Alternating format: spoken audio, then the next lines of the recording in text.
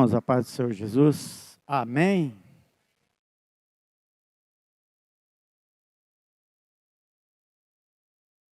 Nós vamos orar, agradecendo a Deus pelas nossas vidas. Senhor, nós te adoramos, exaltamos ao teu nome, te engrandecemos nesta manhã. Queremos render graças a ti pelas nossas vidas, por esse dia que tu tem nos dado. Ó Deus, nós nos colocamos à tua disposição. Viemos aqui para te adorar, para te render graças, mas ao mesmo tempo queremos ouvir a tua voz, Senhor. Fala conosco, nos usa segundo a tua vontade. Esse dia seja totalmente direcionado por ti sobre as nossas ações, tudo aquilo que fizermos, ó Deus, seja para a exaltação do teu nome, Senhor. Dá-nos um dia de paz, usa os teus servos, cada um. Ó Deus, abençoa essa escola bíblica, os professores, as classes, os alunos, que haja crescimento no conhecimento e na disponibilidade nossa em relação a te servir, Senhor.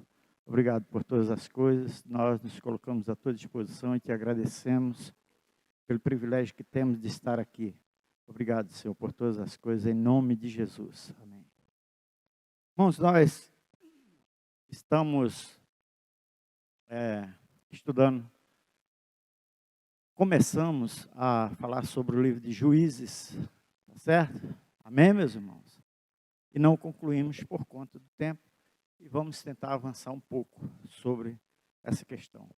Irmãos, todos que quiserem fazer alguma pergunta ou fazer alguma colocação, faça isso. É só levantar a mão que a gente para um pouquinho para ver qual a necessidade, ok?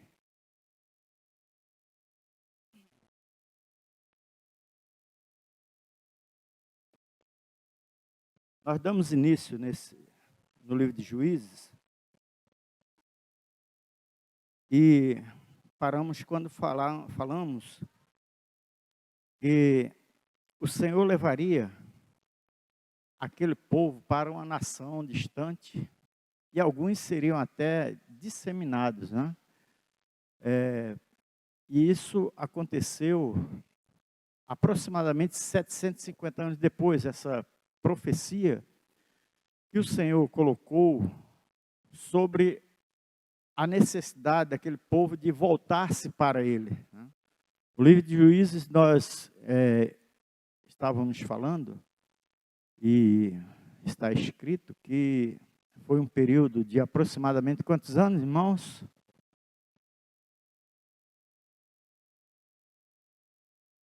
400 anos, próximo de 450 anos, por aí, né? Então, foi um período de extrema dificuldade que o povo de Deus passou, por conta da não observância da orientação que Deus havia dado para aquele povo para estar na presença dele, né? Aquelas tribos foram distribuídas conforme Deus havia prometido lá desde Abraão. E aí passamos pelo tempo das conquistas. Josué, então, durante aproximadamente 25 anos, entrou naquelas terras e conquistou boa parte delas. Ficaram algumas sem que fossem conquistadas, porque simplesmente eles abriram mão desse privilégio que Deus havia dado, né? A princípio havia aproximadamente 39 nações que eles deveriam conquistar. E essas nações eles deveriam conquistar e retirar todo aquele povo de lá. E a vitória já estava prometida, já estava garantida. Eles iriam ser vencedores desde que cumprissem aquilo que o Senhor havia falado. Durante tanto tempo, né? Durante todo o tempo em que o povo passou pelo deserto. E no final, então, quando Moisés, então, repete toda a lei lá em Deuteronômio, ele diz, olha, vocês precisam observar aquilo que o Senhor falou para vocês. Se vocês fizerem isso, em todas as ocasiões serão vencedores. E eles começaram a fazer lá no princípio, quando Josué assume, que passa, a princípio eles conquistam algumas regiões antes de passar o Jordão. E aí depois, quando Josué assume, passa o Jordão, todo aquele milagre, né? Conquistam Jericó. e vão trabalhando naquilo que Deus havia oferecido para eles, tomando posse. Entretanto, logo a seguir, eles têm a primeira derrota lá na cidade de Ai, né? Quando eles entendem que Deus estava à frente deles, mas não perceberam que eles precisavam viver de acordo com o que o Senhor havia prometido. Então eles relaxaram, abriram mão de prerrogativas especiais que Deus tem para o povo dele. E aí é quando eles têm a primeira derrota, né? Os irmãos quiserem pode ler, dar uma lidinha lá. E a seguir eles seguem conquistando as nações e, ao mesmo tempo, fixando as tribos para que elas tomassem posse, né? E nós vemos então que a última nação, a última das tribos que tomou posse daquelas regiões onde Deus havia prometido e que bastante pessoas ou povos também permaneceram ainda no meio deles, mas a última nação foi a última tribo foi a tribo de Dan, né, que foi aquela que tomou posse foi a última tribo a tomar posse das promessas, né? Promessas entre aspas, porque eles não tomaram totalmente posse daquilo que Deus havia prometido, porque simplesmente abriram mão disso. E aí tem um caso bem difícil da gente entender, falando sobre a tribo de Benjamim. A tribo de Benjamim foi quase que toda extinta, né? Quase que foi totalmente extinta. E nós vamos estudar um pouquinho sobre isso, tá bom? Para que a gente possa ver a luta que as pessoas passam quando não obedecem, não estão vivendo de acordo com aquilo que Deus prometeu, né? Então, Paulo, quando escrevendo lá os Romanos, ele disse que o Senhor os entregou às suas próprias concupiscências. Por quê? Porque o povo abriu mão de viver na presença do Senhor. Então, não, vocês querem viver da forma como vocês querem, então vivam, né?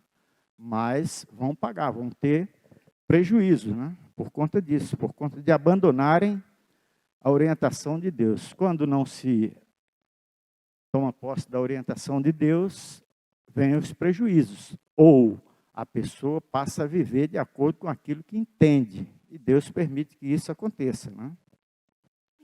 Então, eles passaram aproximadamente 750 anos depois desta ocasião. A gente vê, quando nós estudamos lá no livro dos profetas, né? Principalmente Jeremias, Isaías, Ezequiel, Abacuque, Naum, quando as pessoas são então levadas, as duas nações que nós sabemos que após Salomão, o reino foi dividido em dois, né? O reino do sul e o reino do norte. O reino do sul com 2,5 tribos e o reino do norte com 9,5 tribos. Então eles caminharam durante algum tempo e depois dessa ocasião aqui, dos juízes, 750 anos aproximadamente, a tribo do norte, ou seja, o reino chamado Reino de Israel, foi totalmente dizimado, né? Ou seja, foi espalhado pelas nações. Os assírios assumem, tomam posse deles e espalham por todas as nações, em cumprimento daquilo que Deus havia profetizado nesse ponto, né? E aproximadamente 120 anos depois, então, a tribo do sul foi levada cativa lá para o reino da Babilônia, né? Aonde então para o Império Babilônico, aonde passaram 70 anos e depois então retornam para darem prosseguimento à promessa que Deus havia feito para eles, que até hoje vigora essa promessa, né? Jesus Cristo veio, mas dá-se prosseguimento até o momento em que nós estaremos com Ele eternamente. Amém, meus irmãos? Então, ele disse, ali vocês cultuarão deuses de madeira e de pedra. Isso ele falando para aquele povo. Nesta ocasião que nós estamos falando, aproximadamente 750 anos depois se cumpre isso. Ali vocês cultuarão deuses de madeira e de pedra. Serás motivo de chacota e zombaria. Plantarás muito e colherás pouco. Aqui o Senhor está profetizando essa situação que nós estamos falando. E quando nós estudamos, principalmente, o livro de Jeremias, né? Aí nós vemos isto acontecendo, né? Ezequiel, que estava lá dentro, principalmente no Reino do Sul, quando ele está vivendo lá na Babilônia, então ele traz toda essa visão. O Senhor mostra, quando nós estudamos em Jeremias e também em Ezequiel, o Senhor mostrando como o povo estava vivendo diante dele, né? Os próprios sacerdotes dentro do templo adorando deuses estranhos, né?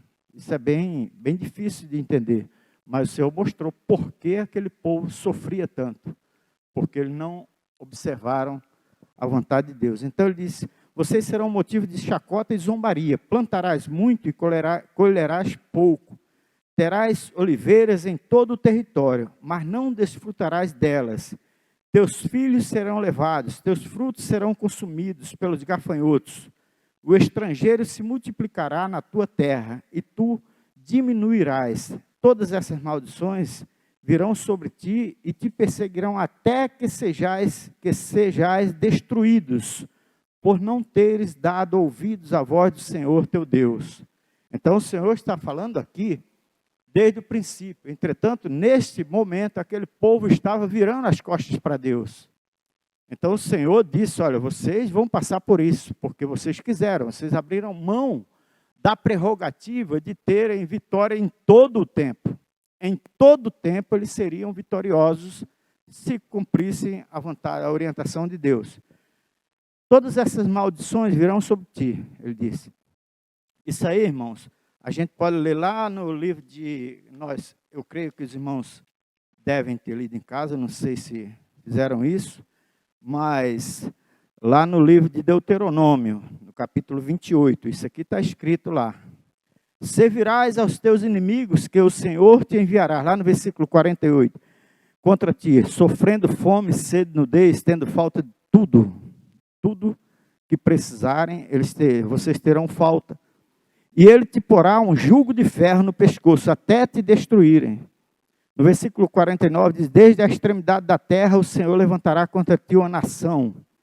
Aí é quando se cumpre Assíria e Babilônia. Isso não está descrito aqui, mas a gente vê quando estuda lá nos profetas. Assim sereis poucos, antes como está como estrelas no céu, porque não destes ouvidos à voz do Senhor teu Deus. Assim, então, serás poucas pessoas, desde a extremidade. Coloca aí no versículo 62, tá? Nós estamos dando uma passada aqui, irmão, só para a gente lembrar. Assim vos tornareis poucos em número, depois de ter descido a multidão, como as estrelas do céu, porque não destes ouvidos à voz do Senhor teu Deus. Então, eram muitos, eram como o que, irmãos? As estrelas do céu, mas serão poucos. E aí é quando nós vemos isto acontecendo, né? Esse povo, as 9 tribos e meia de Israel foram devolvidas, foram espalhadas por toda a terra. Irmãos, isto se cumpriu e vai se cumprir também, aquilo que está descrito também nos profetas, e também, principalmente lá na carta de Paulo aos Romanos, quando este povo será trazido, né? As tribos serão trazidas de volta, todas as tribos estarão presentes, juntamente com a igreja do Senhor, que é a igreja do Senhor a partir de então, a partir de hoje, a partir de Jesus Cristo, todos aqueles que crerem serão salvos, né? Porque Deus amou o mundo de tal maneira que deu seu Filho unigênito para que todo aquele que nele crê seja salvo, tá certo? Então Paulo diz, não importa judeu, grego ou gentio, todos têm direito a partir de então, a partir de Jesus Cristo. Então nós entendemos, quando Paulo falando principalmente aos romanos, ele diz que então essas tribos serão reenxertadas na videira. Porque lá no Evangelho de João, lá no capítulo 1, diz que ele veio para os que eram seus, ou seja, judeus, né? As tribos, aquele povo que foi constituído por Deus desde uma nação, saindo de Abraão até Jesus Cristo. Então ele disse, Jesus veio para os que eram seus, mas os seus não o receberam. Mas a todos quantos o receberam, deu-lhes o poder de serem feitos filhos de Deus, a saber, os que creem no seu nome. Então, quando Paulo escrevendo aos Romanos, ele disse que nós que não éramos da videira, não fazíamos parte da videira, nós, os gentios, nós passamos a fazer parte dessa videira. Entretanto, o povo de Israel, aquele que foi dizimado, retornará. Quando nós lemos lá em Apocalipse, nós vemos então presentes, juntamente com toda a igreja, e a igreja do Senhor representa todos os povos, nós vemos todas as 12 tribos representadas também. Entretanto, irmãos, essas tribos que foram dizimadas e aquele povo que se insurgiu contra Deus, estes serão julgados. E a Bíblia diz, é muito claro, serão condenados, terão o julgamento para a condenação, aqueles que se levantaram contra Deus, todos. E não só aqueles, mas todos que se levantam hoje também, que morrem sem Cristo, serão condenados, não tenham dúvida disso, né? Aqueles que morrem sem Cristo. É por isso que nós, e é por isso também que Paulo, em todas as suas cartas, ele diz que muitas vezes, com lágrimas, com sacrifício da própria vida, se colocava para poder levar o evangelho de Cristo, para que todos aqueles que creem tenham vida eterna. Todos os que creem, todos que abraçarem a Jesus, todos que receberem e permanecerem na presença do Senhor. Então todos estarão salvos. Jesus Cristo fez o sacrifício perfeito por isso. Mas é preciso que se tome posse, é preciso que recebam. Então, irmãos, quando o Senhor diz, então, olha, assim sereis poucos, antes como estrelas do céu, mas agora, então, poucos, porque muitos abandonaram ao Senhor. No versículo 62, então, ele está trazendo essa visão. Muitos não quiseram a presença do Senhor. Por conta disso, as lutas. Eu queria só dar uma passada aqui em 2 Pedro 2,1, diz o seguinte, olha. Dentre o povo também houve falsos profetas, assim como entre vós haverá falsos mestres. As ocultas introduzirão heresias destruidoras. E aí ele continua, mas ele diz, trazendo sobre si repentina destruição. Aí aqui ele fala sobre os falsos mestres, né? Sobre os falsos ensinos, como também houve naquela ocasião, entre aquele povo, existiam falsos ensinos, dizendo, não, olha, o nosso Deus, Ele nos deu tudo isso, é nosso, não precisamos nos preocupar. Então, por conta disso, houve a influência de povos estranhos no meio deles, e aí, a gente quando estuda toda essa parte, principalmente do livro dos Juízes, nós vemos que eles deixaram se infiltrar. O pecado permaneceu no meio deles. É por isso que Deus disse para eles, olha, vocês destruam este povo, porque eles são um povo que não me querem, então vocês vão ter que destruir, porque senão eles vão contaminar vocês. E aconteceu. Né? Eles conviveram, permaneceram no pecado. Pode colocar aí no 2 Pedro, versículo 2. E aí ele diz o seguinte, olha, o versículo 1 ele diz, dentre o povo houve também falsos profetas, assim como entre vós haverá falsos mestres. Isto naquele tempo. E aí no versículo 2 diz, e muitos seguirão sua vida de libertinagem, e o caminho da verdade será difamado por causa dele. Então, muitos seguirão esses exemplos. Houve falsos profetas naquela época, neste tempo também há, no tempo que nós estamos vivendo, haverão falsos profetas, e muitos então seguirão sua vida de libertinagem, e o caminho da verdade será difamado por causa deles. No versículo 3 diz, movidos por ganância, muitas vezes, sua condenação não tarda. Deus, no versículo 4 diz, Deus não poupou anjos quando pecaram. No versículo 5, também não poupou o mundo antigo, dilúvio, trazendo luz sobre os ímpios. No versículo 6 diz, reduziu às cinzas as cidades de Gomorra e Sodoma, condenadas à destruição. No versículo 9, o justo, nós estamos lendo apenas algumas partes, tá, irmãos, para não perder muito tempo. Mas no versículo 9 diz, os justos serão livres, ou seja, aqueles que realmente quiserem serão livres da provação, O Senhor também saberá livrar da provação os piedosos e reservar para o dia do juízo os injustos. Os injustos serão reservados para o dia do juízo. Né? No versículo 11 diz, no 10 diz, principalmente os que seguindo a carne, e aí por diante. No versículo 11, ao passo que os anjos maiores em força e poder, eles não foram preservados. Né? No versículo 12, mas esses homens, e aí declara, perecerão na sua corrupção. No versículo 13 ele diz que esses que têm prazer na luxúria, né? Versículo 13, recebendo a justa retribuição de sua justiça, tais homens têm prazer na luxúria, à luz do dia, eles são manchas e máculas, tendo prazer em suas dissimulações, quando se banqueteiam convosco. Esse capítulo 1, irmãos, esse capítulo 2 de Pedro, de 2 Pedro, ele traz totalmente uma visão do que, porque hoje muitos falam que aconteceu isso no Antigo Testamento, e nós hoje estamos vivendo no tempo da graça, né?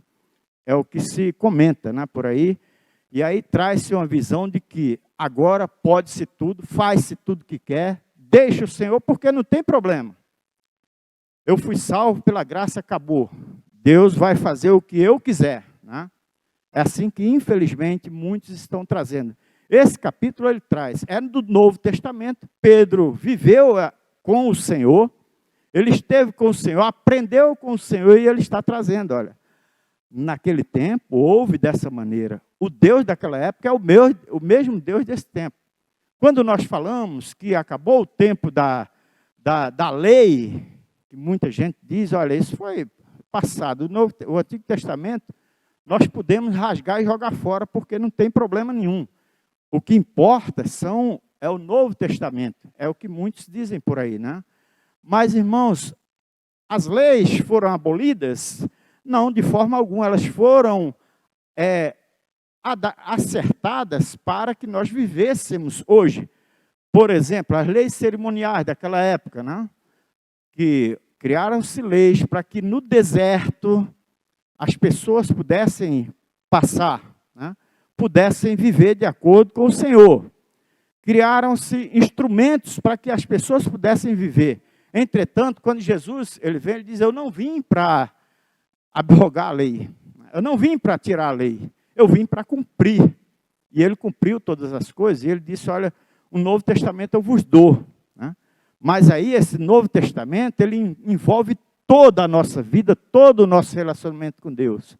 Ele não disse, eu vou acabar, olha, vocês agora podem viver na libertinagem, podem fazer o que quiserem. Antes ele disse, olha, quem crê será salvo. Quem crê, quem viver diante do Senhor. Aí muita gente hoje desconhece isso e começa a trabalhar outras situações. Né?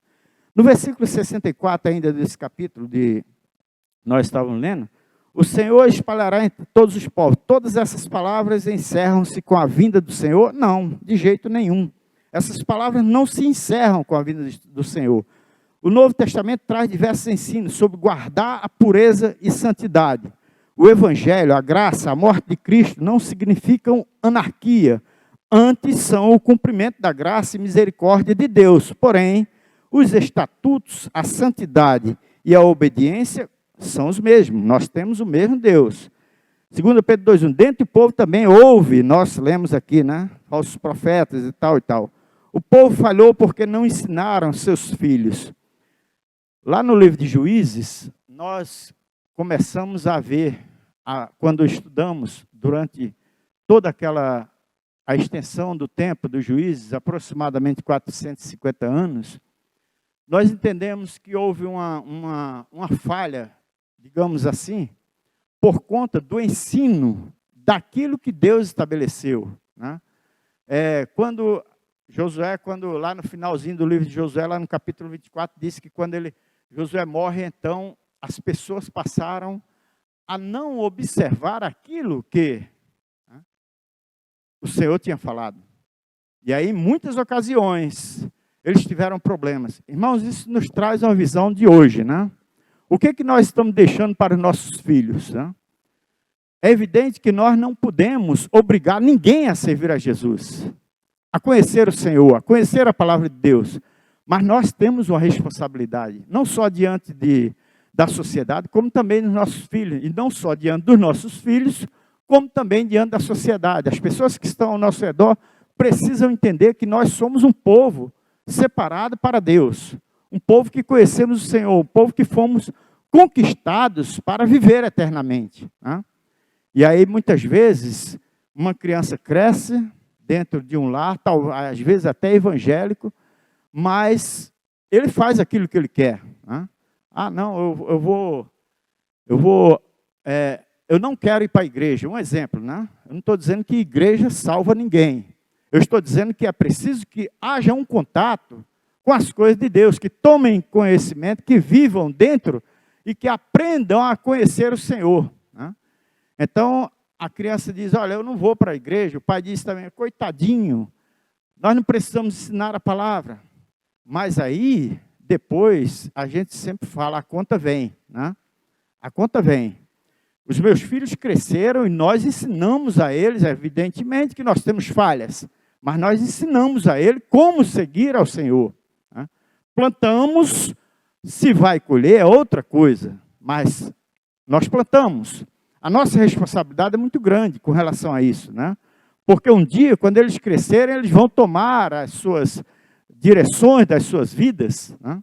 E vão constituir outras famílias, possivelmente, vão viver num outro local, na sociedade, mas eles precisam ser ensinados. A responsabilidade é nossa, né, de ensinar, principalmente aqueles sobre os quais nós temos responsabilidade. Precisamos plantar dentro deles aquilo que nós aprendemos. Agora, se nós também não aprendemos, como nós vamos fazer? Né? É o que Paulo escrevendo aos Romanos, lá no capítulo 10, ele fala. Né? Ele diz que como ouvirão se não há quem pregue? Como pregarão se não forem enviados? Como crerão se não conheceram? Como aprenderão se nunca ouviram falar? Né? Então a palavra está na tua boca, no teu coração. Né? Aí Josué diz, escolhei hoje a quem vai servir. Não é isso? Então, irmãos, nós temos uma grande responsabilidade de criar os nossos filhos, nossos parentes, nossos amigos, aqueles que nós conhecemos, os que não conhecemos, de evangelizar, porque há um tempo da colheita, né? Há um tempo do julgamento. Há um tempo do Senhor chegar e dizer, olha, eu vim buscar a minha igreja, eu vim buscar esse povo que me quis. Né? E aí, muitos ficarão tristes, decepcionados. Então, aquele povo, irmãos, houve uma grande falha também nos líderes. Né? Então, o povo começava, o livro de Juízes é repleto disso, dos seus 14 ou 15 juízes, né? Que muitos não consideram, por exemplo, Baraque como juiz, mas ele esteve junto com Débora. Né? Irmãos, quando vão ler o livro de Juízes, ele inclui tanto Eli como Samuel, o último juiz. Né? Então, Baraque também. Então, dá 15 juízes. Durante aquele tempo, eram chamados pessoas que tinham condições, que eram pessoas que tinham capacidade de liderança, pessoas que às vezes, nem sempre eles estavam dentro daquelas tribos, no meio daqueles problemas, mas Deus chamava pessoas para levar à frente o trabalho dele. Irmãos, Deus, ele trabalha de diversas maneiras. Por exemplo, né, ele disse que ele levantaria nações difíceis, nações pagãs, para vir contra o povo dele. Né? E ele fez isso, né? Por exemplo, a Síria, a Babilônia e diversos outros impérios durante todo o tempo, né?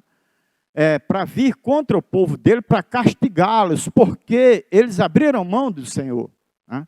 Então, durante todo o tempo ele faz isso. Deus trabalha da forma como ele quer. E ele é justo. Quando nós olhamos, hoje eu vim inclusive ouvindo uma pessoa dizendo, olha, Deus, ele se alegra quando na nossa luta, na nossa dificuldade, nós vamos a ele. Claro que Deus se alegra. Quando nós estamos passando por muita luta, nós vamos a ele e ele se alegra. Claro que Deus se alegra em todo o tempo, né? Mas, muitas vezes, nós esquecemos de que é como no casamento, né? É na alegria ou na tristeza, é no problema, na dificuldade, ou então é na bonança. Muitas vezes, e muitos hoje, preferem buscar a Deus quando começa a apertar o sapato, né? Mas nós entendemos que em todo tempo há lutas. As lutas são constantes. E essas lutas, muitas vezes, são aquelas que não aparecem, né? Nós começamos a tomar conhecimento das coisas bonitinhas que o diabo oferece, dos prazeres que o diabo oferece. E aí começamos a tomar posse delas e a vida parece que está caminhando, como diz o outro, a todo vapor, né? E aí, um dia, a ficha cai. E quando cai, então, a gente recorre ao Senhor. E Ele é misericordioso e Ele nos abençoa. Entretanto, irmãos, nós vamos pagar a conta. Não tenham dúvida disso. Aquilo que nós fazemos aqui, né? Nós tomamos direções da nossa vida e esquecemos, às vezes, o Senhor. Algo vai acontecer no futuro, né? E aí nós buscamos a Deus. E é a mesma coisa esse povo, né? Eles buscavam a Deus na hora da dificuldade, na hora da luta, quando vinham as batalhas e eles passavam e Deus permitia que eles passassem por muito tempo, por grandes lutas, né? E ele diz, olha, a minha aliança com vocês jamais eu quebrarei, né? E aí, por conta disso, muita gente diz, bom, já que Deus não quebra a luta, então é a aliança, então tudo bem, porque Ele nunca vai me deixar fora dos caminhos dEle. Porém, Deus me dá permissão de eu tomar a decisão de abandoná-lo, de quebrar a aliança com Ele. A aliança de Deus com o povo jamais é quebrada. Mas eu posso quebrar a aliança com o Senhor, Ele me dá permissão para isso, né? E muitas vezes as pessoas não percebem, mas aos poucos elas vão tomando a direção das suas vidas e deixando Deus de fora. É o que acontecia com esse povo aqui, né? E aí muitos morreram, e esses que morreram fora da presença do Senhor, lutando contra Deus, não tenho dúvida, assim como aquele povo lá de Sodoma e Gomorra, assim como aquele povo lá do dilúvio, também, todos esses vão ser julgados. E alguém acha que vão viver com o Senhor eternamente? Não, não vão viver.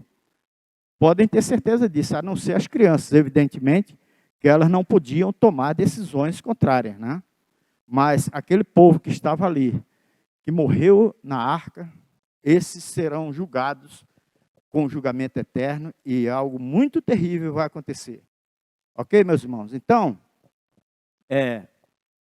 Deus se compadeceu deles, né? Nos momentos em que o povo falhou porque não ensinaram seus filhos. Provérbio 22, 6, pode colocar aí? Eles não ensinaram os filhos, eu creio que todo mundo conhece essa passagem, né? Ensina. Pode colocar aí? Instrui a criança no caminho em que deve andar. E mesmo quando envelhecer, não se desviará dele, né? Então é a nossa responsabilidade. Tá certo, irmãos? Que plantar. Ensina o teu filho no caminho que deve andar, né?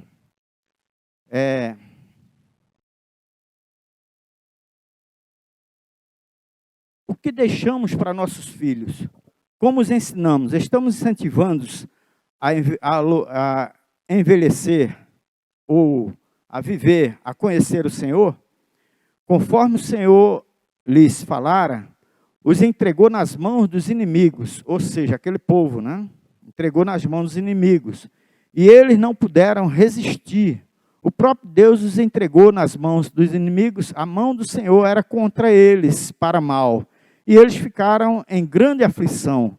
E levantou o Senhor juízes. Então é quando o Senhor levanta os juízes para começar a julgar aquele povo, a trabalhar com aquele povo, para que eles pudessem entender quem era o Senhor. E também para que eles pudessem vencer. Deus se compadeceu deles. Enquanto o juiz vivia, aí, capítulo 2, Juízes, pode colocar? Capítulo 2, versículo 16, vamos ler até o 20.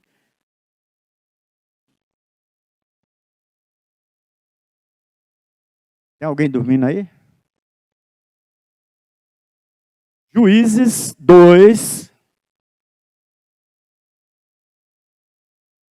16 a 20. Irmão, se não der, eu faço aqui, tá bom? É porque o nosso tempo é curto. Vamos lá. Mas o Senhor levantou juízes que os livraram das mãos dos saqueadores. Entretanto, não deram ouvidos nem aos seus juízes, pois se prostituíram com outros deuses e os adoraram.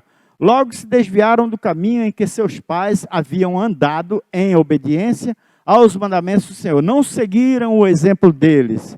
Pode continuar. Então aqui nós vemos, irmão, não seguiram o exemplo deles. Né?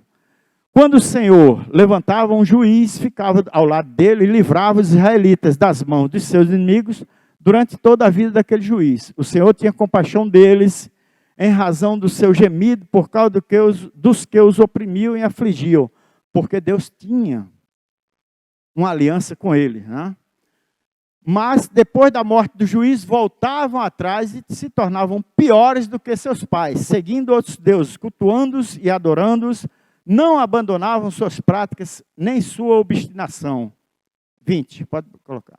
A ira do Senhor se acendeu contra Israel e ele disse, visto que esta nação desfez a aliança que fiz com seus pais e não deu ouvidos à minha voz, coloca ainda o 21. Não expulsarei mais de diante dela nenhuma das nações que Josué deixou quando morreu. Então, aqui tem um ponto final. Deus, ele tem um momento em que ele resolve agir de forma mais clara e mais dura, né? Então ele diz, olha, eu fiz uma aliança com vocês. Esta aliança vai ser cumprida até Jesus Cristo. E daí em diante, uma nova aliança se constitui, evidentemente, dentro de um princípio desde lá do início de todas as coisas. Mas ele diz, olha, eu vou permitir então que essas nações que oprimem vocês, permaneça no meio de vocês. Então, irmãos, isso nos traz uma visão de que, a não ser que o Deus daquela época não seja mais o nosso Deus hoje, né? Que eu creio que é o mesmo Deus, os mesmos princípios, a mesma visão que nós temos de adoração a Ele, que Ele deixa também toda a palavra que nós conheçamos, e hoje nós temos privilégios grandes, um deles é conhecer toda a palavra. Né? Naquele tempo o povo conhecia através dos ensinos dos pais, que era transmitido. Hoje nós temos a palavra de Deus para entender, para buscar, para ser orientado por ela. E tem pessoas que são levantadas por Deus para trazer, e nós somos esse povo, para levar a outras pessoas o conhecimento de Deus. Né?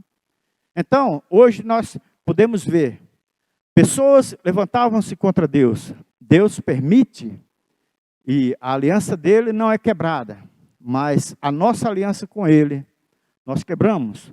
Então, irmãos, quando nós quebramos, o Senhor permite que coisas terríveis venham sobre nós. Hoje nós vemos, irmãos, um exemplo do nosso problema do pecado, né?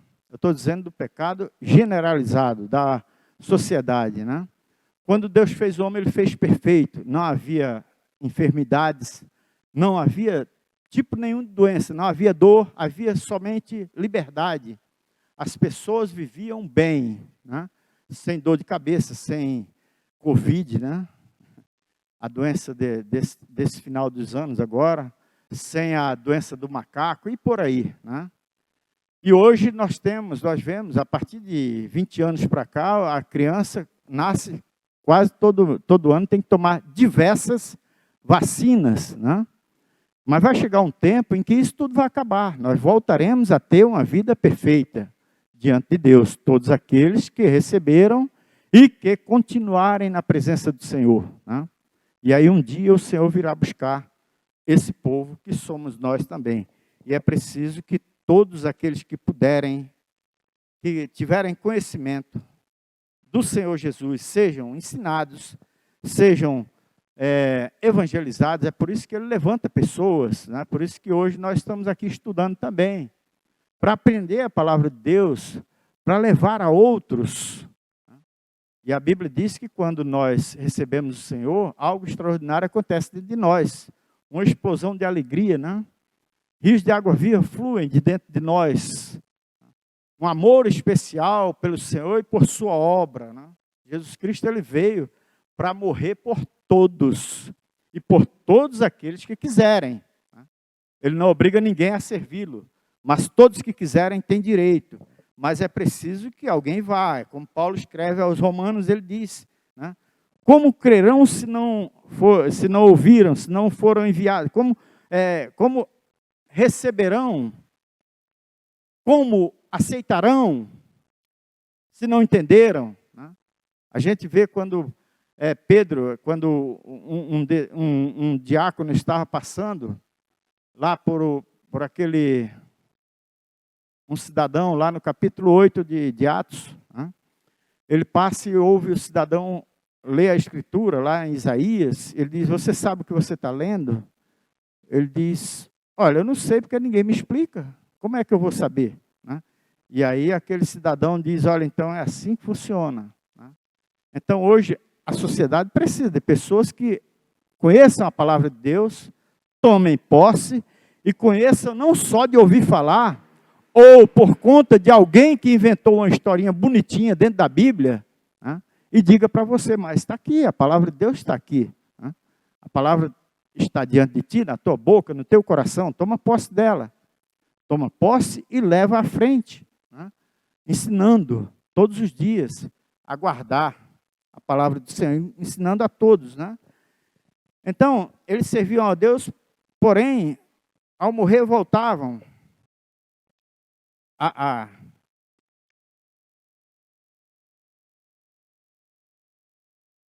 O pano de fundo de Juízes é a história trágica da corrupção moral de Israel, da sua má liderança. Passam a ser tão corruptos e imorais quanto os cananeus. Porém, essa história triste leva esperança para o futuro. A história daquele povo nos traz esperança. Que esperança é essa? De nós vermos o que aconteceu com aquele povo, as situações pelas quais eles passaram por conta da não observância da palavra de Deus. E são ensinos que nós precisamos tomar para as nossas vidas. Agora, se nós não tomarmos para as nossas vidas, então fica difícil, né? Todo o preparo acontece quando não expulsam os cananeus, ou seja, o preparo para o sofrimento deles, para os problemas que eles teriam, quando não expulsam os cananeus remanescentes. Assim acontece a progressão da corrupção desse povo. Tanto os líderes quanto a nação em geral, após as conquistas narradas no livro de Josué e fixação das tribos, havia muitos povos postados ao redor, né, que não foram expulsos. O capítulo 1 narra a lista desses povos, os que permaneceram. Capítulo 1, Juízes 1, 21. Tá? Aqui tem a relação dos povos que não foram expulsos. Juízes 1, capítulo 1, versículo 21. Depois da morte de Josué, os israelitas perguntam: mas os filhos de Benjamim não expulsaram os jebuseus que habitavam em Jerusalém. Assim, os jebuseus vivem em Jerusalém com os descendentes de Benjamim até o dia de hoje. Essa parte aqui, irmãos, é interessante, que a gente vê isso lá quando Davi, eu falei até aqui a semana passada, não sei quantos lembram, que Davi, quando a gente lê a história de Davi, quando ele quando ele se tornou rei, ele passou 7 anos lá em Hebrom, antes de ir para Jerusalém, que era a capital, né? Mas chegando, ele não pôde entrar em Jerusalém, porque os jebuseus viviam lá, né? Esse povo aqui, ó. Então a gente vê, 400 anos depois, aproximadamente, esse povo aqui estava lá em Jerusalém. Né? No versículo 27, pode colocar, ainda no capítulo 1, até o 36, vamos lá? Porém, Manassés não expulsou os habitantes de Bet-sean, de Tanak, de Ibleão e de Megido, nem os habitantes dos povoados em volta dessas cidades, pois os cananeus insistiram em habitar naquela terra. Nós não vamos ler todos esses versículos, tá, irmão? Se os irmãos quiserem ler, tem uma relação de todos os povos. Aqui, a partir desse versículo aí, todos os povos que permaneceram, que não foram retirados conforme Deus havia falado. E por conta disso, eles tiveram muitas dificuldades, muitas lutas, né? O Senhor sempre os alertou para que não se contaminassem, fazendo acordos com essas nações. Porém, eles desobedeceram. O Senhor havia chamado Israel para ser um povo santo, porém isto não aconteceu. No capítulo 2 de Juízes a gente vai ver isso aí. O povo adota os deuses cananeus. Então eles adotaram todas as práticas dos cananeus após então eles entrarem na terra deles. A lista adotaram todas essas práticas: a luta, a pobreza, a aflição, o arrependimento. Né? Então, a partir do momento em que eles adotam, eles permitem que o pecado, ou seja, que aquilo que Deus havia falado não fosse retirado do meio deles, então eles começam a ter grandes dificuldades, grandes lutas, e a gente vê durante todo o livro de Juízes. Né? Então, essa é uma história também de arrependimento. Né? Eles começam, então, no momento em que passam por grandes dificuldades, eles se arrependem. E aí voltam a buscar a Deus. É como nós falamos, né? Mas isso não é uma prática muito boa, né? É melhor a gente viver na presença de Deus todos os dias, na luta, na amargura, na tristeza, na decepção, em qualquer situação. O Senhor levanta homens para trabalhar com eles. O livro narra o trabalho de 15 juízes, contando com Eli e Samuel. É uma história trágica de um povo que foi separado por Deus para ser exemplo. Deus deu-lhes todas as possibilidades de vitória em todo o tempo. Porém, os próprios líderes se contaminaram. Nós vemos um exemplo muito claro de Sansão. Né? Sansão, um homem que veio, desde o princípio ele nasceu para ser chamado Nazireu de Deus, separado para Deus. Né? Mas ele se contaminou por conta daquilo que estava no entorno deles. Né? Os filisteus, a gente sabe que até quando Jesus vem, está naquelas regiões. Né? E trouxeram muitos problemas para o povo de Deus, por conta da assimilação do povo de Deus com o pecado.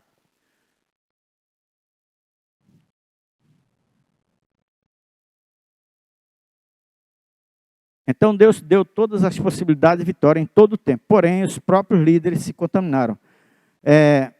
Como nós falamos, irmão, lá no capítulo 18, os irmãos depois dão uma lidinha, a última tribo a se estabelecer foi a tribo de Dan. Então, e essa tribo, inclusive, eles fizeram negócios, negociaram até a própria moral para poder assumir, então, aquela região, porque eles não tinham sido contemplados com a divisão das terras.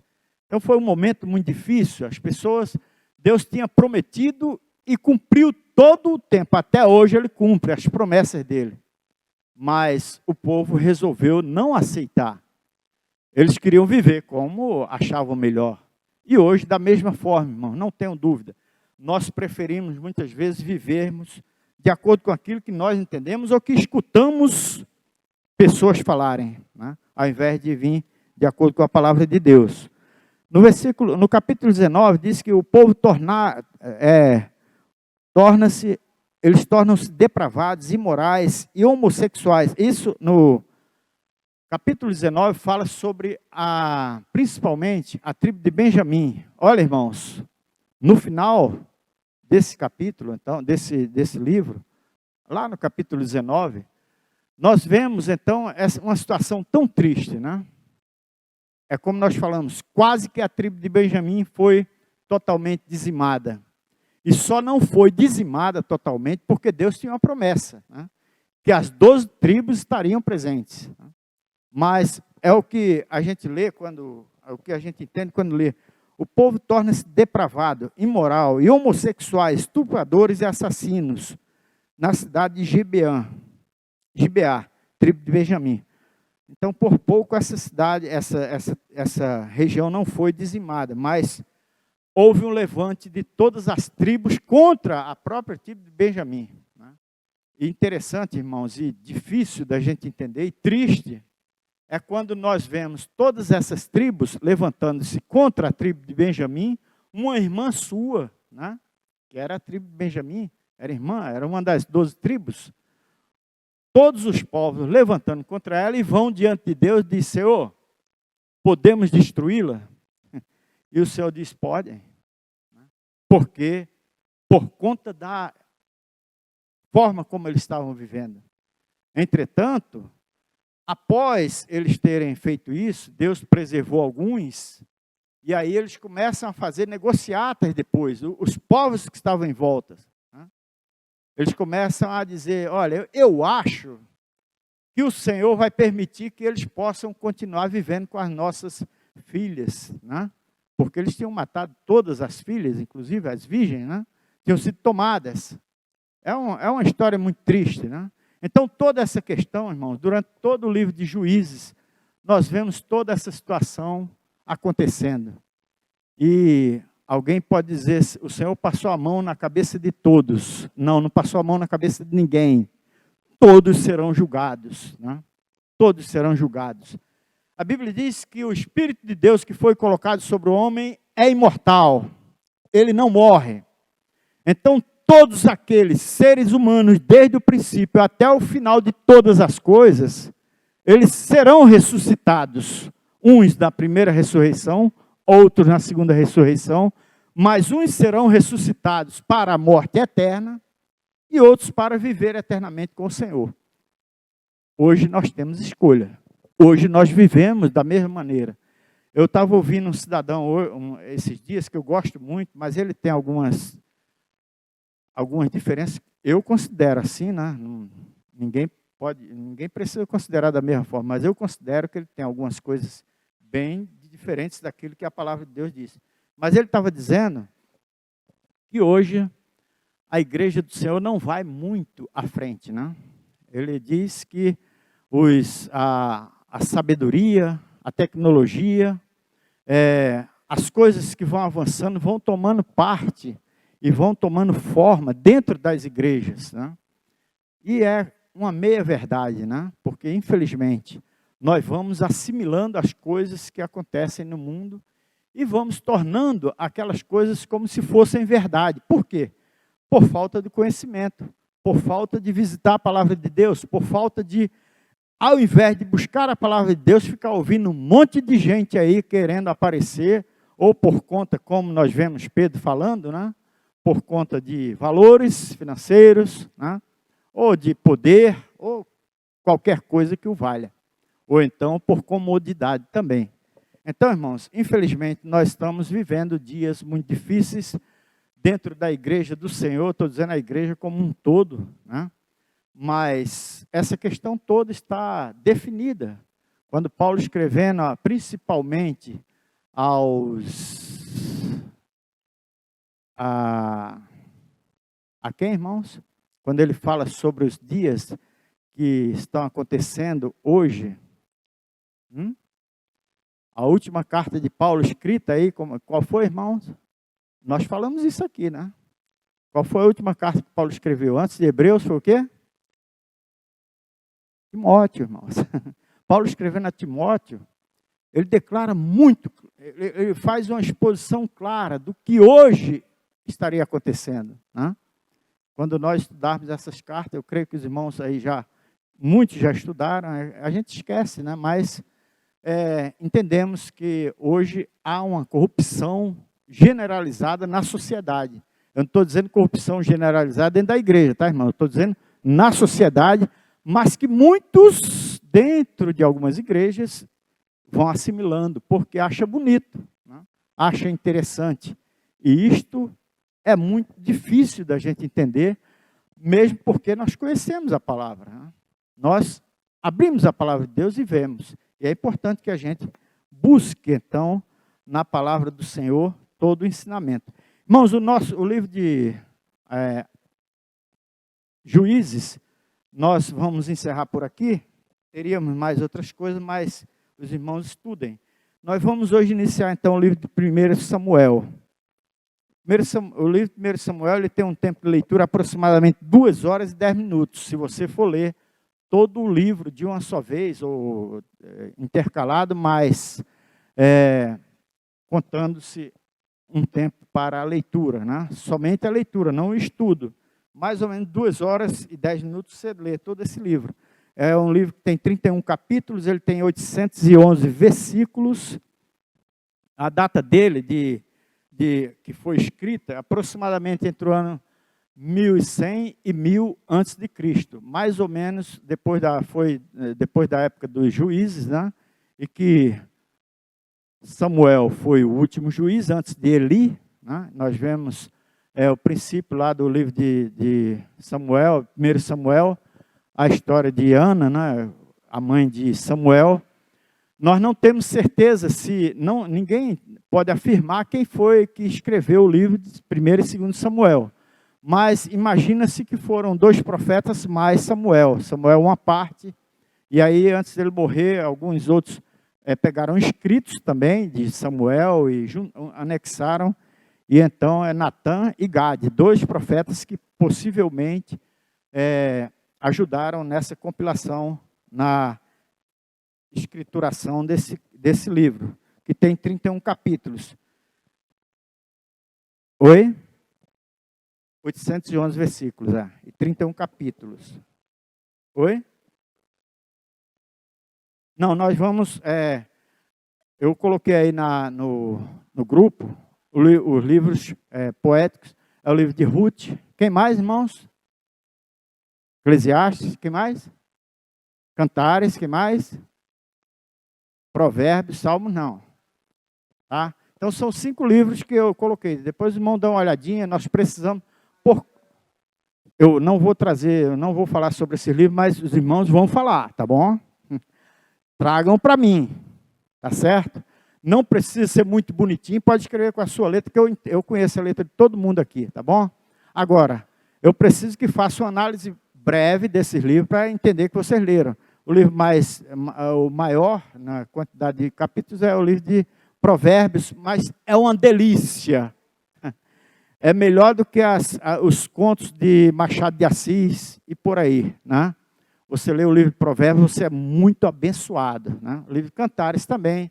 Eclesiastes, então, Salomão, na sua velhice, né? Tá lá trazendo toda uma informação daquilo que nós poderíamos ter feito em toda a nossa vida, né? E é interessantíssimo. Então, façam isso. Um resumo rápido, breve, mas para que os irmãos leiam, para que os irmãos tomem posse disso, porque nós não vamos ter tempo de fazer isso. Aproveitando esse espaço, irmãos, nós vamos fazer sim um encerramento do nosso trabalho, desse trabalho que nós nos propusemos a fazer lá em janeiro, possivelmente no dia 12 de janeiro, agora de 2023. Nós vamos fazer uma festa, porque inclusive nós vamos comemorar o aniversário da igreja. Amém, meus irmãos? E aí vamos também fazer uma festa para trazer os documentos, como é que se diz? Certificados da participação do curso. Alguém pode pensar assim, vale alguma coisa esse certificado? Olha, eu fiz nós fizemos um trabalho aqui, eu acho que quase ninguém aqui deve ter feito, né? Há uns mais de 20 anos, 30 anos, eu acho. Nós ainda éramos lá na Rua Natividade, da nossa igreja, de um curso que foi nos proposto pelo instituto chamado Haggai. Eu não sei se alguém já ouviu falar. E depois nós tivemos um certificado, está guardado lá em casa até hoje, foi excelente. Não sei se a Renileide já... Não, a Renileide ainda não era nascida não, né? Nessa época. Tá bom. Então, irmãos, mas esse certificado, ele tem um valor para o nosso coração, a nossa vida, né? Nós fizemos um trabalho, aproveitamos, você dizer, eu aproveitei, Senhor, esse trabalho que foi feito. Né? Quando nós instituímos esse curso, foi por orientação do Senhor, não foi apenas por nossa cabeça. Então, irmãos, 1 e 2 Samuel, eu queria que os irmãos entendessem que nós, às vezes, nós falamos, evidentemente, mas o correto não é falar 1ª e 2ª Reis, Samuel, porque é primeiro livro, né? Então, primeiro livro e segundo livro de Samuel. Na Bíblia hebraica, formam um só livro, ou seja, a gente estudou isso aqui, né? Eles, assim como o primeiro Reis, segundo Reis, primeiro Crônicas e segundo Crônicas, primeiro Samuel, segundo Samuel, é apenas um livro, né? Cada um. Então, na Bíblia hebraica, nós vemos esse livro como apenas um só. Porém, por ocasião da tradução da Septuaginta, e esse livro foi escrito por conta dele ser bem extenso ele foi dividido na época exatamente da tradução da Septuaginta, que os irmãos lembram aqui, né? Nós falamos sobre isso, né? Eram 72 anciãos judeus que foram chamados para, então, fazer essa tradução. Então, nessa época, foi feita essa divisão. Ok, irmãos? Aí ficou 1º e 2º Samuel. Este livro, possivelmente, por ser o seu conteúdo muito extenso, assim como também... Irmãos, qual é o maior livro da Bíblia, hein? Eu falei aqui. Oi? Sim. E o outro é qual? Isaías. Isaías tem quantos livros? Quantos capítulos? 60. Muito bem, vai longe, hein? Então, esse livro também, ele poderia ser também, da mesma maneira, ser apenas um, assim como Isaías também, né? O livro de Salmos não, porque o livro de Salmos são 150, são quantos irmãos? 150 cânticos, não são capítulos, são cânticos. Então, é por isso que quando as pessoas falam, né, o capítulo tal, não tem importância falar, de jeito nenhum. Mas o correto é dizer o salmo número tal, porque não são histórias ou coisas que ocorreram de uma forma contínua, mas são cânticos, assim como cânticos diversos mais, o cântico de Moisés, de Débora, de Miriam, o cântico de Abacuque, né? São cânticos. O cântico que Jesus fez em parceria com Moisés. Alguém sabia disso, irmãos? Jesus, ele escreveu um cântico com Moisés. Sabia ou não?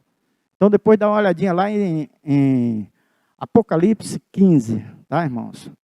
E também, quando Jesus estava no final, na saída, é bem interessante, irmãos. Não tem, claro que isso aí não vai nos ajudar, não vai deixar que a gente perca a salvação, não, tá, irmãos? Mas é uma informação bem interessante, né? Que Jesus diz, e cantaram o cântico da vitória. Não sei se alguém já ouviu falar nisso, né? Então, depois dá uma olhadinha. Quando Jesus estava no seu último momento entre nós, antes de ir para o sacrifício, então, eles antes de saírem, cantaram o quê, irmãos?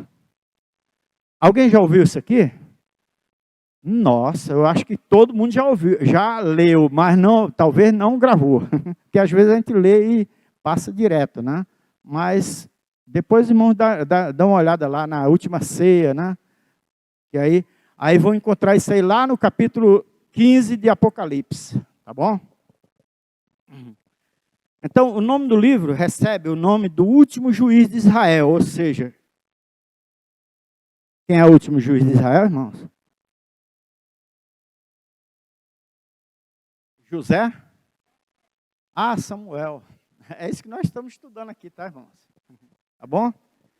Então, é igual eu faço com Pedro, né? Eu digo, Pedro, é assim, o meu neto que está aí. Pedro, é assim, assim, assim. O que eu falei? Aí, às vezes, ele não repete, né? Mas, normalmente, ele repete. A gente tem que aprender a ouvir, né? O nome do livro recebe o nome do último juiz de Israel. E encerra uma fase de aproximadamente 450 anos, em que o povo de Israel viveu sob a liderança,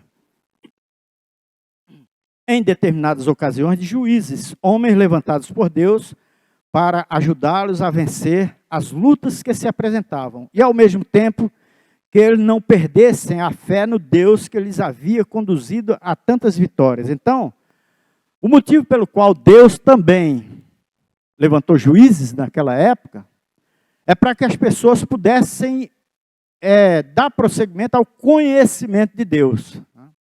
Deus até nisso providenciou. Então, às vezes, passavam 40 anos julgando um povo, um juiz, né? Julgando o que nós dizemos liderando aquele povo. Né? E aí, depois morria, e aí ninguém assumia, e aí ficava um tempo, e durante aquele tempo o povo se prostituía, largava o Senhor. Olha, irmãos, isso é uma visão, e aí quando a gente lê, a gente vai entender isso. Né? É uma visão do que hoje, né? Paulo ele escreve dizendo que nós não devemos nos afastar da nossa congregação, no nosso relacionamento uns com os outros. Por quê? Porque nós vamos esquecendo quem é o Senhor. Isto aconteceu naquele tempo. Eles se afastavam deixavam de praticar o culto a Deus, e aí daí a pouco eles começavam a ver coisas maravilhosas, entre aspas, né? Que se apresentavam, e eles começavam a assimilar e tomar para si essas questões, e daí a pouco eles estavam adorando dentro do templo outros deuses, né? E aí a gente vê, diz, o livro de Juízes diz que adorando os Baalins, né? Homens levantados por Deus para ajudá-los a vencer as lutas que se apresentavam. E ao mesmo tempo que eles não perdessem a fé no Deus que eles havia conduzido a tantas vitórias. O livro abrange quase um século da história. Ou seja, o livro de 1 Samuel. Mais ou menos quase um século, né? Do povo de Israel. Do nascimento de Samuel até a morte de Saul, né? A gente vê toda a história de Samuel, a chamada dele, quer dizer, ele nasceu por um milagre de Deus. Ana, no momento de grande dificuldade, a mãe de Samuel, que ela era estéril, e de repente ela começa a implorar a Deus para que Deus lhe desse um filho, e Deus deu. E esse filho então foi separado por Deus para esse trabalho, foi algo extraordinário. Então, a narrativa ocupa-se de 3 importantes fases da liderança e modificação no sistema de condução da nação. O primeiro ponto é o encerramento do período de juízes. Então, ali foi um ponto final no tempo dos juízes. E a gente vai ver essa questão, né? Onde tem início o período da monarquia, do reino até então unificado, ou seja, o reino único do reino de Israel, né? Que ainda não havia sido separado. A transição de Eli e Samuel. Samuel, Saul, Saul, Davi. Ou seja, Eli transmitindo o cargo para Samuel, que foi o penúltimo juiz, Eli, né? A gente vê os problemas lá dos filhos, da corrupção também daquela época, né? A gente vê quando a gente lê lá nos primeiros capítulos, a gente vê a situação que estava acontecendo. O povo perdeu a visão, não havia mais o conhecimento da palavra de Deus, né? As pessoas tinham perdido todo o relacionamento. A gente vê quando, por exemplo, a Ana chega no templo, chega lá no tabernáculo, e ela começa a orar, e o Eli nunca viu aquilo, né? Uma pessoa se debruçando diante de Deus e chorando diante de Deus. Ele não tinha perdido a visão, né? Então é quando a gente vê que a arca é levada e tal, por aí, né? São coisas tristes que aconteceram. Então é uma transição de Eli para Samuel, de Samuel para Saul e de Saul para Davi. Samuel, ele não foi um rei, mas ele foi aquele que foi chamado por Deus e trabalhou até o momento de ungir também, além de Saul, também Davi. Os irmãos conhecem quando ele ungiu Davi, né? Este foi um dos marcos históricos no reino, quando o povo pede a Deus um rei que governasse sobre eles. 1 Samuel, pode colocar aí, Lucas. Não é Lucas, é 1 Samuel, tá? 1 Samuel 8, tá bom? 1 Samuel 8, versículo 5.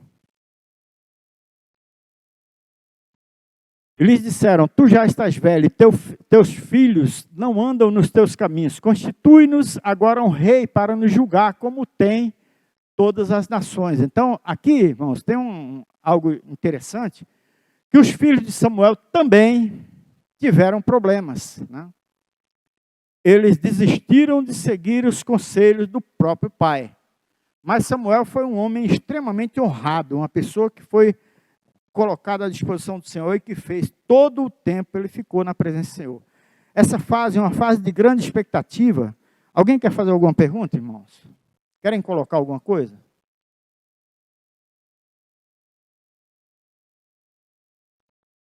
A gente leu isso aqui? Já, capítulo 8, versículo 7 de 1 Samuel. Coloca de novo aí, se lemos ou não, que eu não lembro. Eu acho que eu estou ficando velho, hein? Irmãos, nós vamos daqui a pouco acabar, mas o pastor Ronaldo falou que vai me dar um tempo aí, que a gente tem que andar.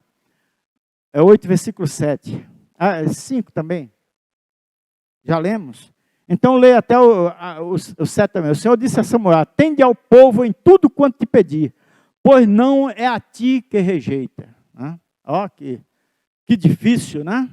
Deus falando isso. Mas a mim, para que eu não reine sobre eles. Imagina o Senhor falando para você isso, né? Não imagina não, porque é muito ruim, né? Mas o Senhor, Ele rejeita. Aqueles que buscam a rejeição dEle, Ele atende. Então, Ele disse.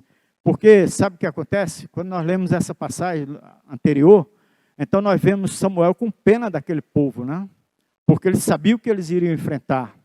Ele disse, Senhor, não faça isso, eles estão me rejeitando. E aí Samuel começa a orar, Senhor, eles estão me rejeitando, mas ajuda esse povo. Ele disse, não, eles não rejeitaram você, eles rejeitaram a mim. Então faça o que eles estão pedindo. Né?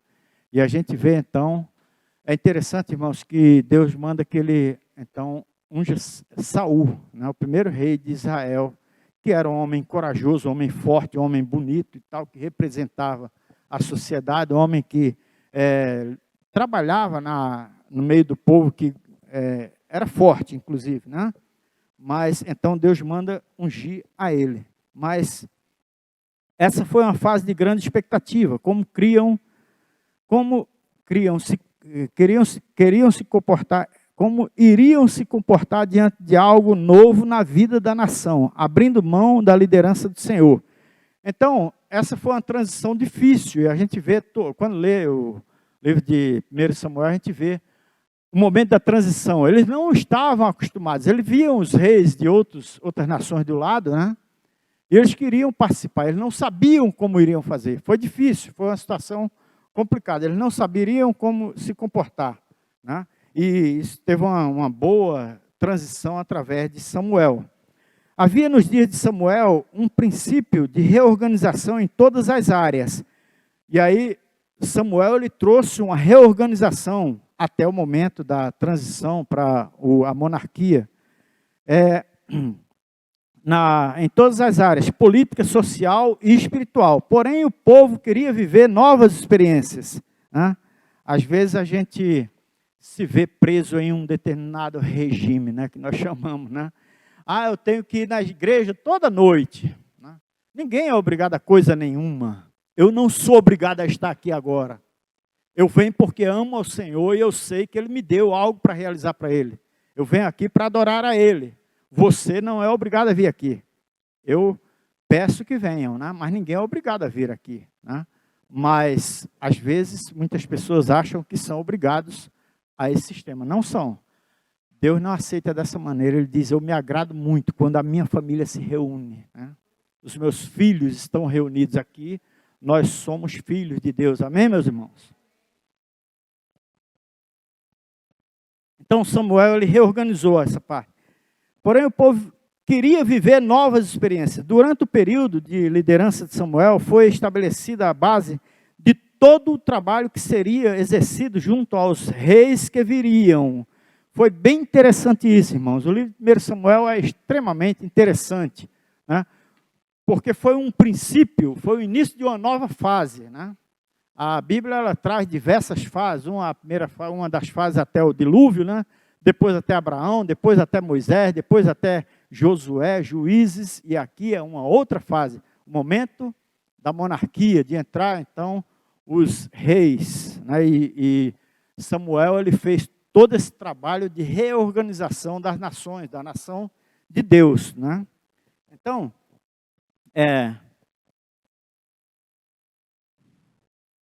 foi estabelecida a base de todo o trabalho, inclusive, irmão, do ministério profético também, né? Que seria exercido junto aos reis que viriam. Deus não abriu mão, apesar de o povo não querer a interferência de Deus, Ele não abriu mão de ter profetas em todo o tempo, né? Até o momento do chamado silêncio profético, lá nos 400 anos antes de Cristo, né? Que é chamado, como é que é o nome, irmãos? Período o quê? O pastor Zé Edson sabe isso de cor e salteado, que ele falou. É um período chamado período de silêncio profético, lá do último capítulo. Os irmãos podem ler, em todas as Bíblias tem uma página em branco, né? 400 anos, né? Oi? 4, né? Pois é. É chamado um período interbíblico, né? Entre o Novo e o Antigo Testamento, né? Entre o Antigo Testamento e o Novo. São 400 anos de período que não houve ministração dos profetas, né? Deus não permitiu exatamente, aí os irmãos entendam, que esse período foi um período de esquecimento, para que as pessoas, porque todos nós temos um DNA de Deus, então as pessoas precisavam sentir fome e sede de Deus, e foi o que aconteceu, né? Quando Jesus vem, então as pessoas estavam ávidas, evidentemente que durante aquele tempo, cresceram as heresias e tal, mas as pessoas precisavam de Deus, e quando Jesus vem, então, algo extraordinário acontece, né? Então, irmãos, o povo queria viver as suas experiências. Então, Deus não abriu mão do ministério profético, onde Deus falaria através de homens levantados por ele para esse fim. Começando com Samuel. Capítulo 19, versículo 20. Vamos lá, Lucas. 19, 20. 1 Samuel.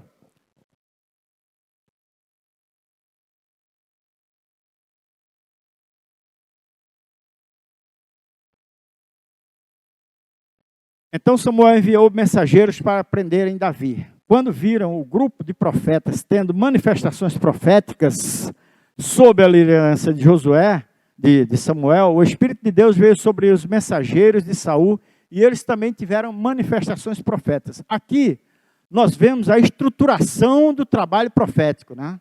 Nesta ocasião, então, já tinha as escolas de profetas, né? Então, houve uma estruturação nessa base. Samuel foi aquele que liderou, que fundou, na verdade, a escola chamada Escola de Profetas, que a gente vê depois, lá mais à frente, né? Atos 3, 24 também, se os irmãos quiserem, pode colocar aí, nós não vamos ler. Atos 13, 20 também. Foi então estabelecida a monarquia israelita como reino teocrático. Capítulo 15, versículo 1, 1 Samuel. Capítulo 15, versículo 1. Olha lá, Lucas 15, versículo 1.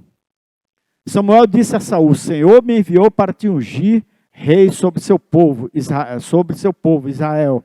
Ouve agora as palavras do Senhor. Israel, ouve agora as palavras do Senhor. Então foi estabelecida aí, né? Foi inicial. Porém, apesar de o Senhor permitir que o seu povo vivesse. Pastor Ronaldo está por aí? Depois chama ele aí para mim. Porém, apesar de o Senhor permitir que o seu povo vivesse em um sistema monárquico, lá no capítulo 8, versículo 7, o povo havia rejeitado o Senhor. Mesmo assim, o controle de tudo estava nas mãos de Deus. Deus jamais abriu mão do propósito dele, né? O controle ele mantém sempre. Aí a gente vê isso. Vai continuar agora, pastor? Oi? Pode ser? Então tá bom. Quer a gente concluir esse livro aqui, tá bom, irmãos? Alguém quer que conclua esse livro? Só para a gente, tá bom? Certo? É porque a gente precisa, tá, irmãos? Porém, apesar do Senhor permitir que o seu povo vivesse em um sistema monárquico, o povo havia rejeitado o Senhor naquela ocasião. Mesmo assim, o controle de tudo estava nas mãos de Deus. Quando Saul é ungido rei, o profeta orienta como exercer a função. Então, o profeta, no caso Samuel, né? Ele vai orientar, então, como seria exercida a função, porque aquele povo não estava acostumado, e nem Saul, não sabia nem o que era isso, né? Saul não sabia o que era ser rei, né? Então, o profeta, então, vai lhe ensinar o que estava sendo confiado, aquela função que estava sendo confiada. Porém, pouco tempo depois, e aí a gente vê, irmãos, com muita tristeza, né? E confirmando-se aquilo que Deus havia falado, Deus gostaria de sempre traria profetas para liderar o seu povo, mas ele seria o rei do povo, o rei daquelas nações, né? Ele não precisava de reis para reger aquele povo, mas a gente vê que o povo pediu. Então Saul resolve agir por conta própria. Então o profeta vem a Saul e lhe declara o encerramento do seu reinado. Põe aí no capítulo 13, no versículo 13. 13. Isso é muito triste, sabe, essa parte aqui. Então Samuel disse a Saul: agiste loucamente, não obedeceste ao mandamento que o Senhor teu Deus te ordenou. O Senhor teria confirmado o teu reino sobre Israel para todo sempre. Olha aqui, irmãos, uma ocasião, nós estávamos pregando aqui, e eu falei sobre essa passagem, né? Só que eu não falei onde estava, né?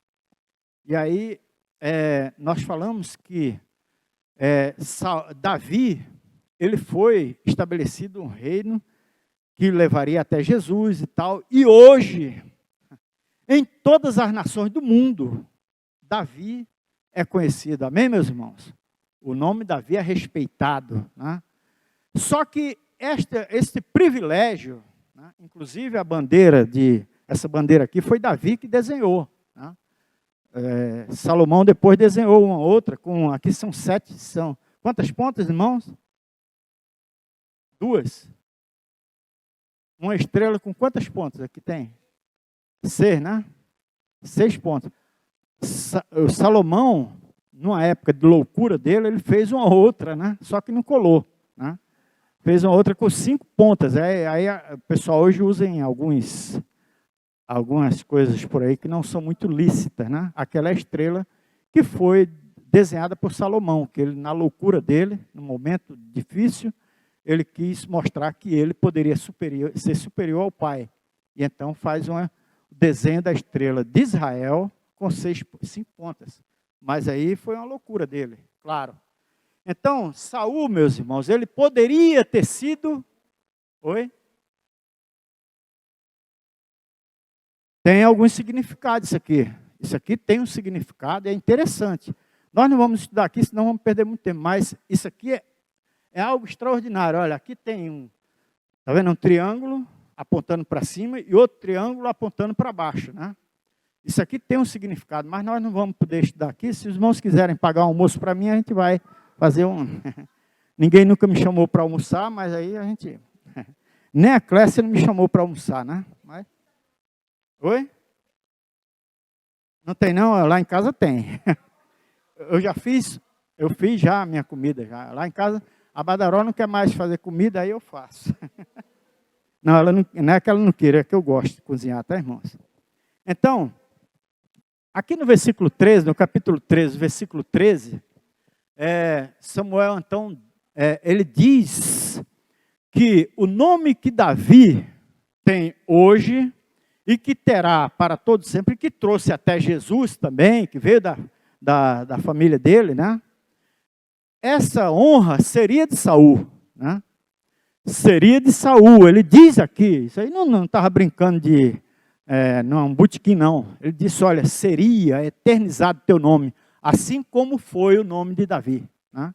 Que substituiu ele.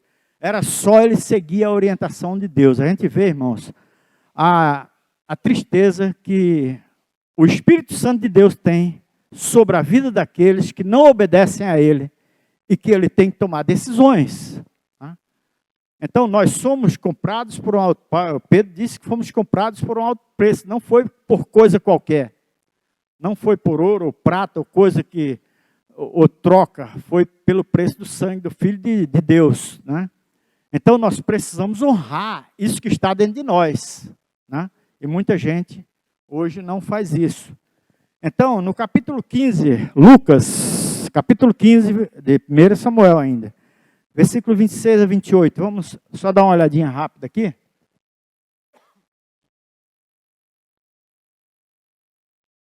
Essa questão das bandeiras, irmão, representa um povo, né? Isso aqui representa a igreja do Senhor Batista, Verdade e Vida, é claro, né? É igual essa aqui representa, é o que isso aqui, hein, irmãos? Oi? E essa aqui? E essa aqui? E essa aqui? Israel. Isso aqui representa um povo que vai para o céu. Amém, meus irmãos? Aqui são quase todos. Aqui quase todos também. Esse aqui, quase todos. Né? Ah, todos vão? todos que permanecerem até a vinda do Senhor, e eu creio que vem logo. Tomara que eu não morra antes dele voltar. Eu disse aqui, será o acontecimento de toda a eternidade, não é do século não, né? Não é igual Maradona e Pelé, não, é toda a eternidade, né? Então aqui está dizendo, olha, nós vamos ler 2 versículos, tá, irmãos? 3 versículos, aliás, 4. Mas Samuel disse a Saul, não voltarei contigo, porque rejeitasse a palavra do Senhor. Ele te rejeitou como rei de Israel. Deus rejeita então. Bota 27. Quando Samuel se virou para sair, Saul agarrou-o pela barra da capa e esta se rasgou. Isso aqui também tem um significado, né, irmãos? Rasgar a roupa de um profeta, ou é o que representa uma rebelião contra o servo de Deus, né? Rasgou aquilo que foi orientado por Deus. Isso aqui tem um estudo também profético sobre isso. É igual Davi, quando foi constituído rei, quando foi ungido rei, ele tinha direito de assumir o trono de Israel, porque ele foi ungido rei. Naquele instante, ele passou a ser o rei de Israel, né? Mas ele não fez isso. Nós vamos ver um pouco sobre isso aqui, tá, irmão? Mas, então, Samuel lhe disse, hoje o Senhor negou de ti o reino de Israel e o deu ao teu próximo, que é melhor do que tu. Isso é terrível, né, irmãos? Além disso, o glorioso de Israel não mente nem se arrepende, pois não é homem para que se arrependa. Aqui nós temos uma grande tristeza na vida do povo de Israel, principalmente na vida de Saul. É quando então entra um espírito de loucura dentro dele. E aí é quando Davi, lá mais à frente, e aí a gente vê quando ele escreve nos Salmos, no livro de Salmos, né? Principalmente no Salmo número 3, cumprindo-se algo terrível na vida dele, né? Que ele abriu mão de algumas prerrogativas que Deus havia dado para ele, mas isso aí nós vamos ler mais à frente. A seguir, havia ungido rei. Os capítulos 19 a 30 trazem a luta de Saul tentando matar Davi. Ao mesmo tempo, a paciência de Davi pela ação de Deus no seu tempo, né? Então, Davi, ele tinha toda a prerrogativa dentro da lei e dentro da parte espiritual de tomar posse do reino naquele instante. Mas ele diz, eu prefiro aguardar o trabalho de Deus, né? Irmãos, muitas vezes nós não aguentamos, né? Nós queremos fazer as nossas coisas, ou resolver mesmo o trabalho do Senhor, mesmo que seja o trabalho do Senhor, da nossa maneira. Mas tenha calma, Deus está à frente de tudo. Deus tem poder, todo o poder, né? Deus não tem uma parte do poder. Ele diz, olha, eu posso mexer com os montes, eu posso mexer com todo o sistema planetário, né? Ele pode fazer isso, né? Então ele tem todo o poder. Então, há uma coisa que é importante aqui, é seguir a orientação de Deus. E no seu tempo, ele faz, né? Eu estava aqui nesses dias com o pastor José Edson, na rede de homens, tão poucos homens aqui, né? E a gente fica pensando, puxa vida, o que podemos fazer? Podemos orar, podemos interceder, podemos ligar para os homens e tal, e fazer uma opção de coisas. Mas, sabendo que Deus opera no tempo dele, né? Deus opera no tempo dele. Não podemos fazer negociatas com as coisas de Deus, né? Ou não podemos investir contra os princípios de Deus, às vezes até em prol do trabalho do Senhor. Porque às vezes nós queremos e sentimos uma necessidade extrema de que as coisas aconteçam e começamos a fazer da nossa forma. Calma. Você tem um líder. E esse líder é preciso que seja seguido. Porque Deus, se ele não me quiser, por exemplo, pastor Moisés, no dia que ele não me quiser como líder dessa igreja, ele tira. Não tenham dúvida disso. Mas, olha, irmãos, é interessante isso, né? Davi, é um negócio muito sério, né? Davi, apesar de ele ser o rei no lugar do Saul, ele seguia as orientações de Saul durante todo o tempo, enquanto o Senhor não tirou, né? E aí nós vamos ver isso lá no finalzinho, no capítulo 31, quando então Saul morre, e então Davi ele assume totalmente o reino e as coisas caminham. Davi depois passa por uma série de problemas, mas ele soube esperar a orientação de Deus, né? A seguir, Davi é ungido rei, lá no capítulo 19 até o 30. Trazem a luta de Saul tentando matar Davi. Ao mesmo tempo, a paciência de Davi pela ação de Deus no seu tempo. O livro traz algumas características especiais. Nós vamos já concluir, tá, irmãos? Mas tenha só um pouquinho mais de calma. O livro traz algumas características especiais. Vivendo em sistema monárquico, deveriam seguir a orientação de Deus através dos profetas, né? Aquele povo precisava seguir as orientações. Tem início o ministério profético, em 10, 5, no capítulo 10, versículo 5, 19, 18 a 24, nós lemos aqui, né? Onde tem o início da escola profética, né? A gente vê isso bem direitinho lá com Eliseu, né? Participou da escola de profeta, né? Não sei se os irmãos já estudaram isso, né? Chama a atenção sobre a importância e poder da oração, no capítulo 1, versículo 10 a 12. O poder da palavra de Deus, nos capítulo 9, versículo 27, no capítulo 15, e também no versículo 1, 10 e 23 também, né? Chama a atenção sobre a palavra de Deus. Outras características, o nascimento do profeta Samuel, nesse livro, né? Nascimento do profeta Samuel, a degeneração da liderança existente, Eli, a transição de Eli para Samuel, o avivamento de um povo durante um determinado tempo, sob a orientação de Samuel, a visão de Israel sobre o reino terreno, aquilo que iria acontecer, como é que foi durante o tempo da monarquia. O primeiro rei de Israel, que foi Saul, a unção de Davi e paciência pelo agir de Deus. Aí fala sobre Davi no exílio, né? Ele passou, os irmãos sabem, né? A partir do capítulo 19, e no versículo 18 até o versículo 31, até o 31, fala sobre o exílio de Davi. E no capítulo 31, a morte de Saul. Os irmãos sabem que Davi ele esteve, inclusive, um período lá junto com os filisteus, né? Ele esteve trabalhando lá numa cidade que os filisteus deram para ele. Isso durante o tempo que ele já tinha sido ungido rei, né? E aí tem algumas situações que nós poderíamos até estudar. Se alguém pagar um café para mim, eu vou lá para fazer, tá bom?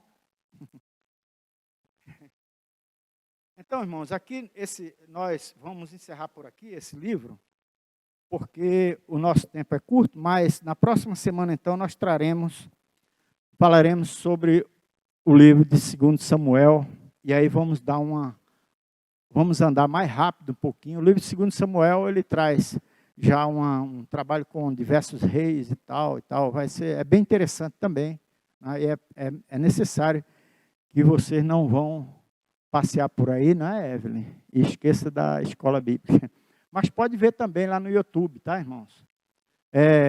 Eu sei que algumas pessoas, 5 ou 6 pessoas viram aqui a outra aula, para poder a gente repassar, né? Repassar aquilo que perdemos, o tempo e tal.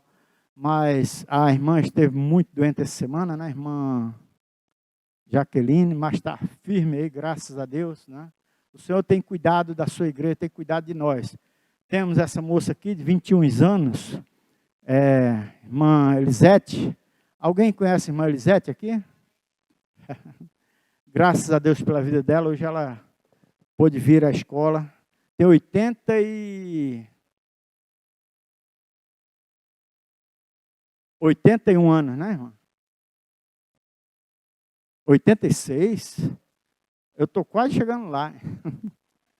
A irmã Elisete já foi 2 vezes em Amanaara, não é isso? 2 vezes? Foi? Lembra mais não?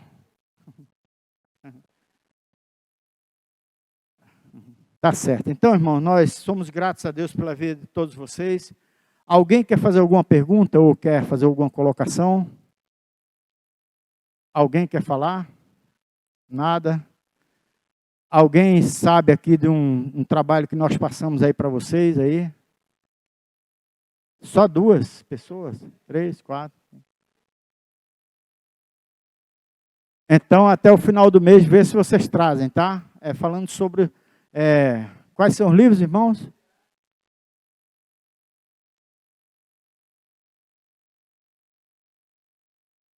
Entendi.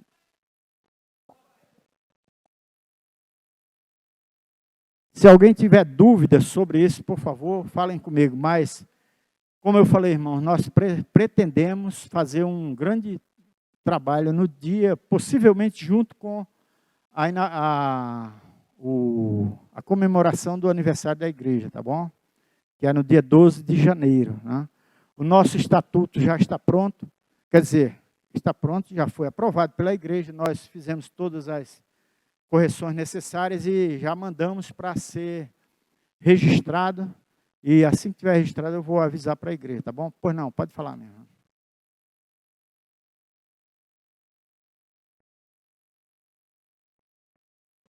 Se quiserem fazer em grupo, desde que estudem todos também, não só apenas um estude, tá? Não tem problema. Pode botar o nome dos outros. Faz o seguinte, já que o Deilton não quer fazer, tu inclui o nome dele e pronto. Aí. Estou brincando, irmãos. Sim. Perdeu o quê? O óculos?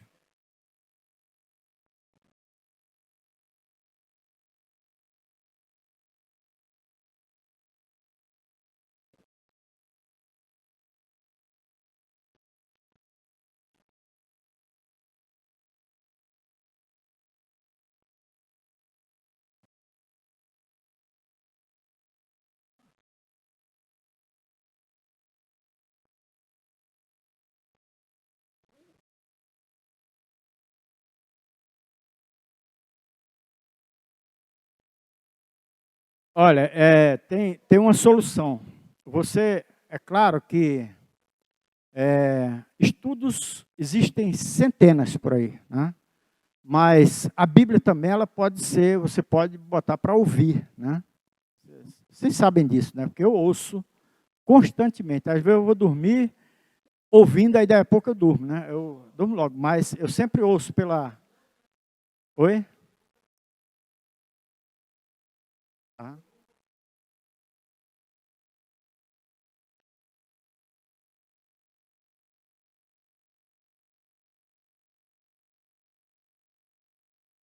São recursos, por exemplo, que a gente está num local, eu tenho aquele ponto aqui, eu fico escutando pelo Bluetooth, né? E aí eu fico escutando a palavra de Deus falada. Eu não estou falando estudos não, porque esses estudos são bons, tem muitos estudos excelentes, né?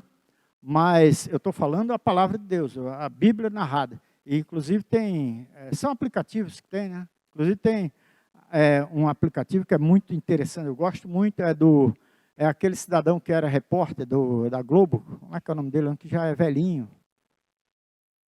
Não. Cid Moreira. É uma narrativa bem legal, bem interessante, que tem até... eles fazem... eu não sei bem dizer como é que é, mas é bem interessante, tá bom? E tudo dentro da Bíblia, não são estudos. Tem. Hoje não é possível alguém dizer que não tem acesso à palavra de Deus. Mesmo quem não tem dinheiro, não tem nada, tem acesso, né? Tá certo. Então, irmãos, que o Senhor nos abençoe.